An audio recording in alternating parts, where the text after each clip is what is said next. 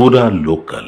ఈ రోజు తెలంగాణ రాష్ట్రంలో రైతుల గురించి చర్చించుకుంటే ఈ రోజు రైతు భరోసా అన్నాడు చంద్రశేఖరరావు గారు ఎగబెట్టిపోతే ప్రభుత్వం ఏర్పడిన మొదటి 3 నెలల్లోనే 7,625 కోట్ల రూపాయలను వారు ఎగవేసిన రైతు భరోసా నిధులను మన ప్రభుత్వం మన ఆర్థిక మంత్రి బట్టి విక్రమార్క గారు మొట్టమొదటి విడతలో రైతు భరోసా నిధులను వేయడం జరిగింది.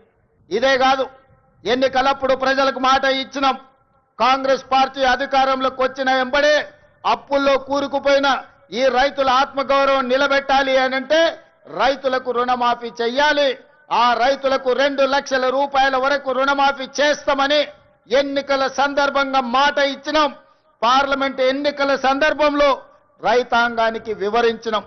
దాన్ని దృష్టిలో పెట్టుకొని మొదటి సంవత్సరంలోనే 25,35,964 మంది రైతులకు 20,617 కోట్ల రూపాయలు వాళ్ళ ఖాతాలో వేసి 2 లక్షల రూపాయల వరకు రైతుల మీద ఉన్న భారాన్ని అప్పు విముక్తి కలిగించినాం.